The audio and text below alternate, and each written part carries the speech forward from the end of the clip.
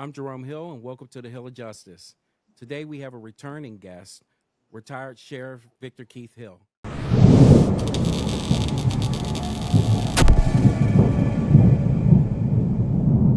you doing, Sheriff? Hey, I have some questions to ask, but I just want to go ahead and just put it this way.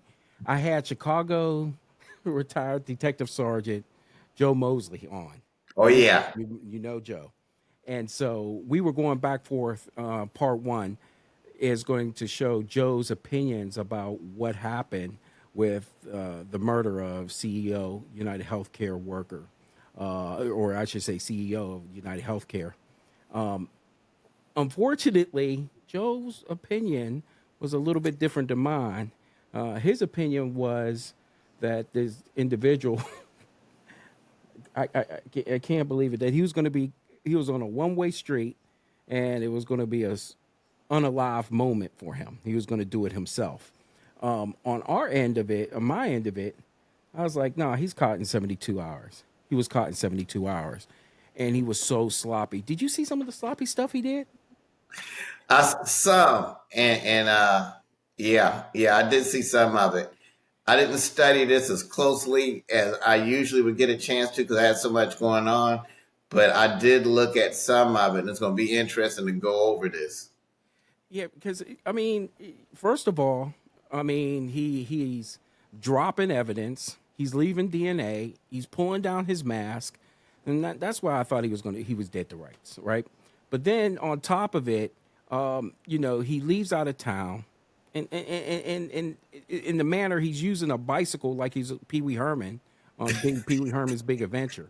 So he does that type of stuff. So it's goofy. So he's a young person, and we knew that already by putting down his mask.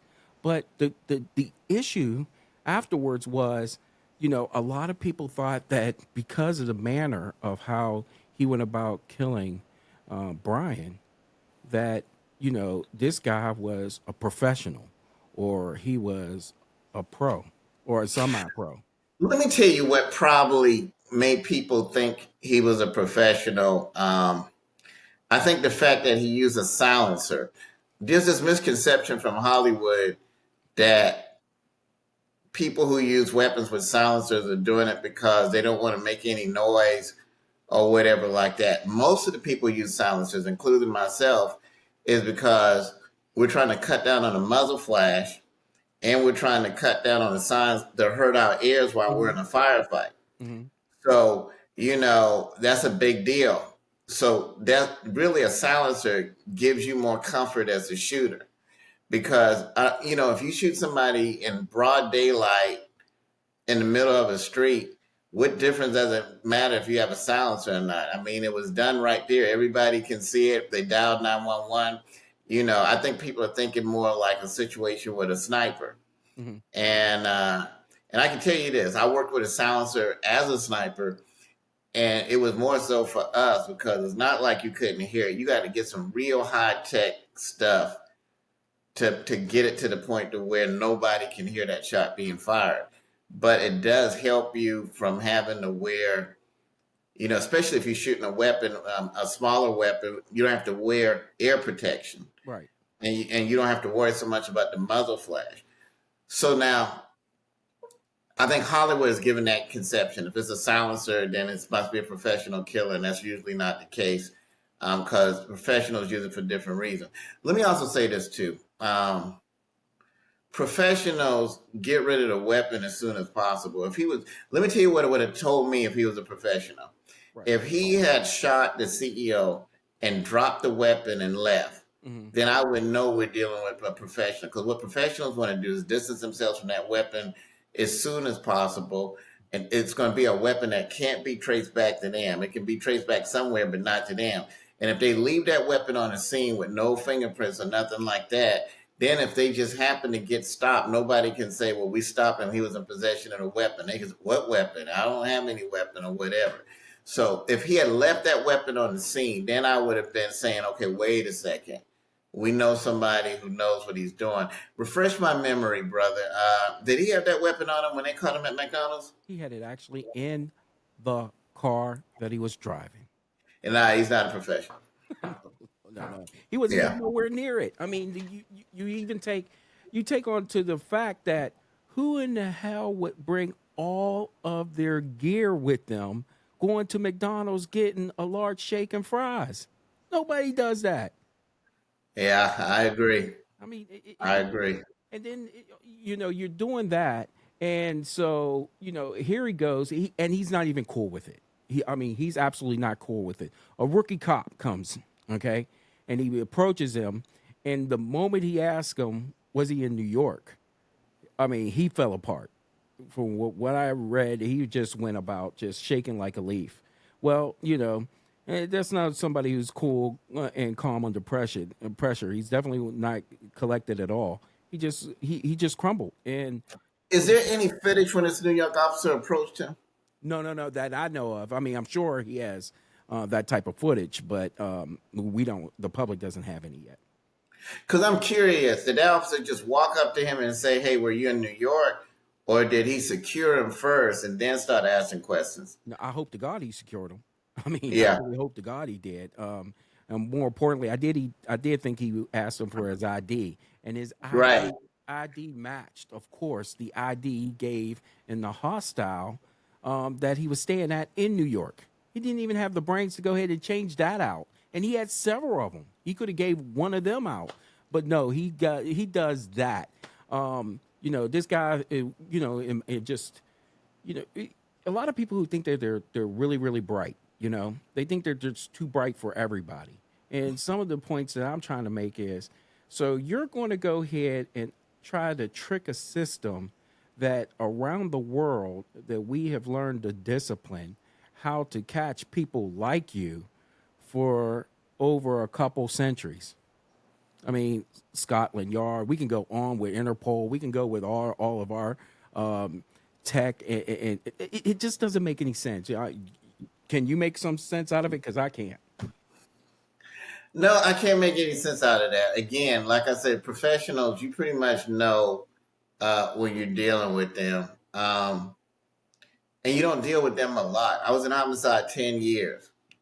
And I probably, in those 10 years, I can only recall 3 times dealing with professionals. Most homicides are done, they're kind of done in a moment of passion. Hmm. It wasn't really planned, but people got emotional, whether they're arguing over the Thanksgiving dinner or over a relationship. And then somehow, in the moment of what they call a heat of passion for legal terms, they end up killing somebody. Now, of course, we know murder. That's why in Georgia, we got murder and we got manslaughter. Murder means premeditated, which this is. The guy obviously did premeditate it, Hmm. and he decided that this was the person I was going to kill. So that's the highest level. Manslaughter is like some man walks in and sees someone with his wife, and then he didn't intend to kill the man. He didn't know who he was, but he got emotional and killed the man because he walked in on something he wasn't expecting to see. So it wasn't like he woke up in the morning and said he was going to kill someone. And then, of course, you got involuntary manslaughter, which means that it was some type of negligence involved. You're playing with a bow and arrow and you miss the target. You hit your neighbor who's cutting his grass. Well, your intent wasn't to kill anybody. It's your negligence that actually did it. Of course, we know with the crazy prosecutors we got today, no matter what happens, they're going to indict you for murder so they can try and bring it back down, which is another conversation for another podcast. But it was premeditated. Just because it's premeditated doesn't mean it's professional. A person can wake up and plan to kill you, but they're an amateur and they do it in an amateur way. Premeditation doesn't necessarily mean it's a professional hit. But the professionals, you pretty much know because it's clean. When you see a lot of multiple shots, that can show that there's some type of emotions in it because the person wants to really hurt you. A professional is trying to get the job done and get out of there without being seen, without leaving evidence. So it's going to be well placed shots, and it's going to be real quick and over with. And he's going to aim for places that he knows going to end it and be done with it. Hopefully in one shot, maybe 2 or 3. But he's not trying to stay there and get emotional and keep shooting or keep stabbing. It needs to be clean because he's trying to get out. He's trying to make money. He doesn't have anything personal against it. Right. So usually when you see any type of personalization, which I think is in this case, because my understanding is he shot several times the CEO in the back and the legs, and then he had a malfunction, which means he probably didn't have, he really didn't check his weapon real good or kept it, because it shouldn't be a mal. I mean, it happens, but if it's well taken care of, well clean, it shouldn't. But he did know how to fix the malfunction. That's interesting. Well, that's interesting, but Sheriff, more to your point, how that malfunction happened was he used a 3D printer and had not only the gun done that way, but also the suppressor, and that's what caused the malfunction. But Wow. he was pretty cool. But Sheriff, the dude leaves a manifesto in his car with everything that why he's angry, why he's doing this. Now that's what I want to talk about. Tell me about this manifesto so I can do what we call a statement. Back in the day when I was a homicide detective, we used to go to these interrogation classes, right? Mm-hmm. And it was called, but it wasn't just how to interrogate people and detect deception. It was also how to read statements. Mm-hmm. And it's called statement structure analysis. And people, how a person writes, I'm not talking about handwriting analysis when you look at the curves or whatever those guys are trained to do. I never had that expertise. But what they say and how they say it is a psychological fingerprint, for lack of a better term. Tell me, brother, what all did he say in his manifesto? So of course he's railing on individuals such as him that is denying health care for the most unfortunate individuals out there. So he's really harping about the system in particular. He but and we come to find out a little bit later that he had a back surgery that was debilitating, so much to the point, Keith. You can understand this. He couldn't even do coochie coochie anymore. Oh, So that hey, that's going to drive you to another level. I see. Yeah, yeah, yeah. I see. And that's why he was so intrigued with the young lady that asked him to smile. That's the as good as it's going to get, Keith. Wow. Wow. Wow. Well, Apparently, we do want to show some empathy in that matter, you know what I'm saying? yeah, yeah. But interesting. But it won't matter Interesting. because in prison, where Cheese looks like he's heading to. They found the DNA, his DNA up there in New York, and on everything that was, associated with this case. I mean, On the he book yeah, bag. Right. cooked, Yeah.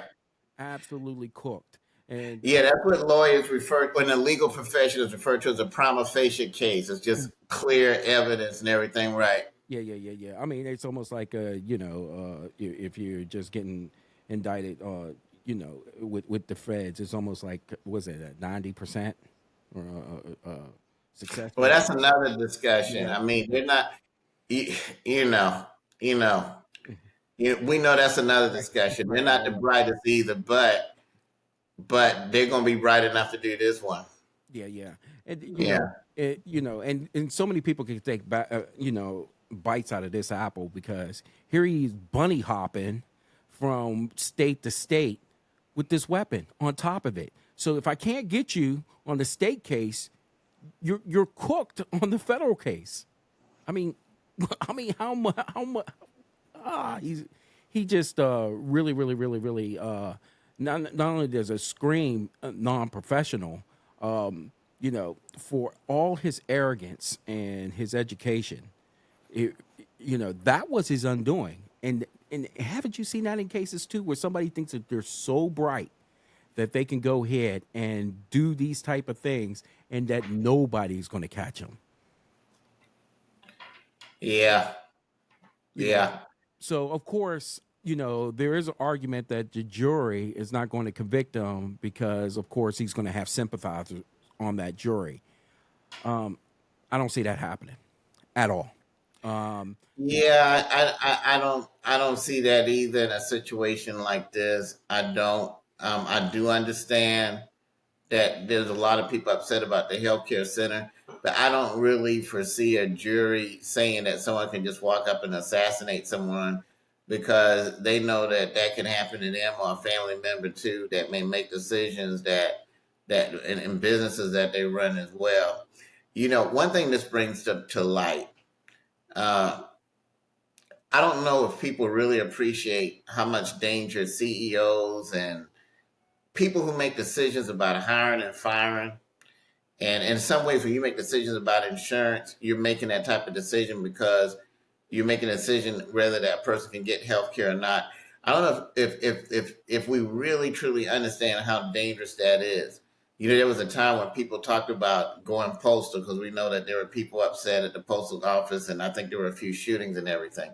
That anybody who makes a decision to hire and fire, whether that decision is right or not, is in a situation that is very potentially dangerous. I don't think I've ever arrested or fired anyone that ever agreed with the reason I fired them. Even if it was obvious to everyone that, wow, you should have been fired, or maybe you're fortunate you shouldn't go to jail. Those folks will hold a grudge against you the rest of your life. You can never be free. I can't think of anyone. You know, I can think of a situation. Recently, I got a call from an ex chief deputy of mine, and he seemed like he was having an episode, just whatever. He's someone I had to ask to resign. So, you know, I don't have the complete answer for that. I think that CEOs are going to have to start looking more at their security as well. We know that law enforcement heads and people in government have to start looking at things like that as well. There's a reason that they have to at least move more cautiously. You got to be careful how you fire people. I know when I was sheriff, I had to change that whole structure because people think that terminating someone is just a regular everyday thing. You're telling the person that he won't be able to make money to support his family until he can find something else. Right. So imagine you're the sheriff, someone's getting fired, and you're walking back in from lunch and y'all walking past each other. And I actually had to have a conversation with my IA about that. Hey, I need y'all to think a little bit more smart and tactical about that. Right. I think you need to have a place that's safe to terminate someone away from everyone so they're not walking past not just me but other employees. I think you need to make sure everyone that worked for us were armed. So you make sure they're not armed when you make these type of decisions. And then there has to be certain type of security thing in place because if they come back, you don't know why they're back. We had a few employees that would come back and visit that were terminated and be disruptive. Right. And then you got to think that's a law enforcement agency. Right. So now we got a CEO of a company that's involved in something that's very controversial and very dear to everybody's heart. Healthcare is a big issue. Right. And I don't know if anyone really saw it coming because most people don't think preventatively. We're very reactionary by nature. Right. And we got to really think on what's the worst case scenario and how to prevent it. Of course, when you try to prevent things, that's used against you as well too. That's another story. Ask me how I know. Yeah. But we really got to. I think CEOs got to look at their security after this. And I think anyone that's involved in a hiring and firing process or involved in making decisions that affect a lot of people and make a lot of people unhappy, they've got to know that there are some people that are in a mental state where they believe that this is the option. Right. And I'll give you even one more than that. I don't know if you remember the 2002 movie called John Q. And so this was a guy who was a father who was seeing his son. He wasn't able to pay for his child's life-saving heart transplant. And so this guy holds up a hospital ER hostage to force the doctors to perform the surgery. And, you know, it gives off that type of vibe of what this guy is, what people are calling him as Robin Hood, you know, given to the, poor, taken from the rich. It could be further from the truth. But more so the John Q portion of it, I could see a little bit more of that angle coming in because the underlying current discussion is about healthcare and how it's mismanaged. I'm glad you brought that up. There was a situation here in Atlanta. It wasn't in my jurisdiction. It was in another county. I'll let that county remain unnamed. I don't want to hurt anybody's feelings. I didn't really like the way it was handled. An older man walked into a bank. He said he had a bomb. It was pretty obvious that this man was just talking, and he ended up calling a reporter and telling him that all he wanted was, I think he had paid 13. I can't remember the details, but it came up to about $1,300 that he felt that he was shafted out of. I don't even know if it was a bank. Mm. And he even told a lady at the bank, he said, "Ma'am, I'm not going to hurt you. I just want my money." So he said that. Well, Yeah. yeah, he actually Mhm. said that. Okay. Well, anyway, he was shot and killed. And he was shot that, hey, this guy, he possibly had a bomb. He could have blew somebody up. So we had to take him out. You know, look here, I know hindsight is 2020, but I just wish that it was in my jurisdiction. Because if I had heard that and I talked to him on the phone, I'd have been, hey man, hold 1 second. I'm gonna get $1,300 from the teller and give it to you, and then we're gonna work it out. Come out, here's the money. And of course, he would have had to go to jail. We know that, but at least he wouldn't be dead. Right. But what I'm saying is this: some people, they've been wronged, or they feel they've been wronged. Sometimes they actually have been wronged, Mhm. and they're going to react a particular way. And we've got to do a better job about not just how we handle it if it gets to a hostage situation, but how to prevent it. How do we prevent this? Let me tell you how. Usually in situations like this, active shooters like this, there was some type of clue this was going to happen long before it happened. For some reason, these guys give clues ahead of time, either on the internet He did. or by things they say to certain people. There's been actual active shooter situations that didn't happen and didn't get a lot of publicity, where a guy was talking about, I'm going to shoot up the school, and there was actually some students that used some sense and said, hey, this is what he's saying he's going to do. And they went and searched the house, took the guns. Hey, you're not going to do that. But you don't hear about that. You only hear about it when it gets to the reactionary stage. But Right. usually after the reactionary stage, you find out that this guy said something on Facebook, Twitter, or he told a friend he was thinking about doing it. And if somebody would have just said something, and if law enforcement would have been more proactive and said, okay, this is the guy we need to go see, it could have stopped it. You know, I did that a lot. Guys that showed that type of stuff, I would tell my SWAT team, go visit this guy, talk to him, evaluate him, ask to search his house, see if he has any weapons, explain to him we're watching him. And you know, they said, well, I was just making threats. That's fine. But you can't make threats like that without us looking into it. Right. And I believe that's why during those 14 years I was sheriff, we didn't have an active shooter. Because anytime I got word of it, I sent people to go look into it. Even if we just saw a bunch of kids on the internet holding weapons, okay, hey, are the weapons real? Are they stolen? Where did they get them from? Go Right. knock on the door, find out who they are, run those weapons, make sure they're supposed to have them. Right. And the one time that wasn't done, a man was killed. You know, talking about that type of stuff, we're talking about the romanticism of Hollywood and how that Yeah. really changes people's mind about what they can do or what they think that they can get away with. You know, here this guy, what he does is, can you imagine you me sitting at at a McDonald's? We're just living it up. This you who comes in, sits down, right? He's looking kind of suspicious, but we start joking. Hey, that looks like the guy that did that up in New York.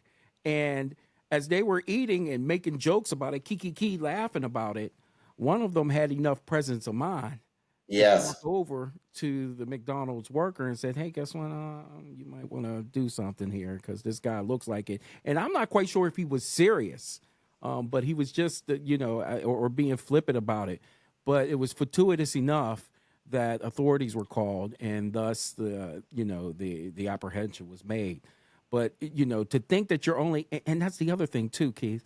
I mean, usually we know that these offenders don't go too far from where they do the crime. You know, True. he's only 100 miles away That's in right. Altoona. I mean, as if he was trying to go ahead into a small town and call himself hiding himself. The ridiculousness. I mean, this whole case is ridiculous from start to end, and it just doesn't get any better than that. Well, you're right.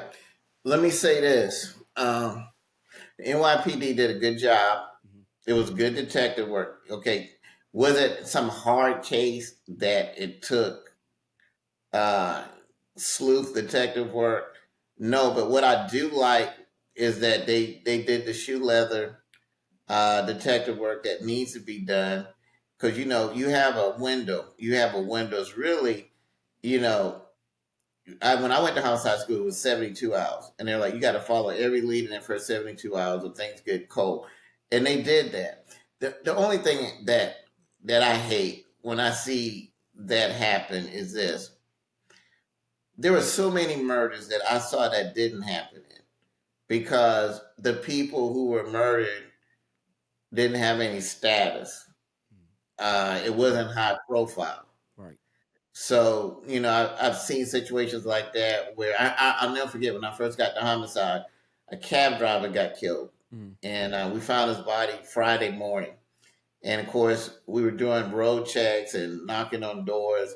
And 5 o'clock came. And I'll never forget this. The supervisor said, okay, it's 5. And we'll get back on this Monday. And I remember looking at him and saying, we're not going to work the rest of the night. No, we'll get back on this Monday. Obviously, he had something to do that weekend. I don't know, wife, girlfriend, I don't know.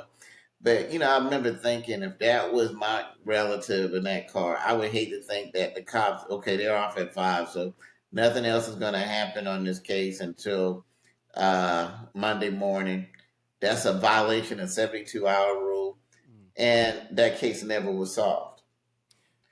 And I believe if we had stayed out there all night and came back and was out there all day and all night the next day and the next day, we might could have just found that one thing or that one person and solved that crime. Right. But then I've seen that very same year, a female was missing, and she was friends with the Merritt. Her family was friends with the Merritt County, and they called us all in to look for her, and she wasn't dead. She'd found a boyfriend and was having a good time, but we all had to find her. And I just wish that everybody that got killed could get that time and attention that was given. The CEO, he deserved it. He's alive, but I mean, everybody deserves that. Right. Right. Right. Another thing, when I first got to homicide, that was around the time that the O.J. Simpson trial was going on. I probably should have said that. It probably gives my age how long I've been policing, but I remember watching that trial intently because, I'm a homicide detective. I wanted to make sure I was covering all bases. I wanted to make sure the glove fit with any homicide I would have. Well, that same week, my trainer, he said, hey, I got a murder trial, and I need you to come with me so you can watch my testimony. And so I was excited. And when I walked in the courtroom, the only people in that courtroom was the jury, the defendant, the prosecution, the defendant and his attorney, the prosecution, and there was one other person sitting in the audience besides me. No media, no nothing, but it was a murder trial. And I remember thinking how the murder trial of Nicole had national attention. And I've been to a few murder trials before, and I wouldn't say it was like that, but it at least had some packed in there because people were concerned about the outcome. Right. But whoever this victim was, there was no one there.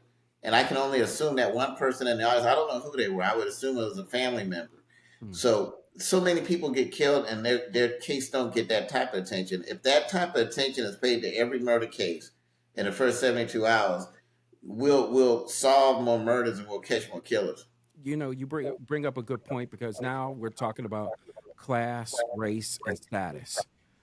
Take a look at any national press release that happened, the magazines, the newspapers. They have him smiling. They have his shirt off, him looking buff. Oh my gosh. I mean, they're so enamored by the fact that he's a good looking guy. He had, this comes from a prominent family in Baltimore. And yet, you would take that same depiction of somebody. I haven't seen a depiction like that in a long while of someone who's a murder suspect or to someone who's of color. Yeah, They don't get that benefit. In you're fact, right. quite truthfully, they have them looking crazy, whether in some type of, box. And they're always picking the worst picture. They always have them in some messed up situation that, that's unattractive. Let's put it that way. You know what I mean? And talking about, of course, they went to that film of mental health with him. And yet that's not the same latitude and courtesy they give to other people. Indeed. Yeah, and that's one of the Indeed. things that ticks me off about the process, and that's even for another podcast. Well, Sheriff, you're always welcomed on here, and I'm glad that you were able to discuss this with me. So, I just wanted to go ahead and tell everyone thank you for watching for today's second part of what we had earlier today, or excuse me, a couple days ago, with this murder of Brian Thompson, the CEO of United Healthcare Workers. So, without any further ado, I'll see everyone later. Thank you. Take care, brother. All right.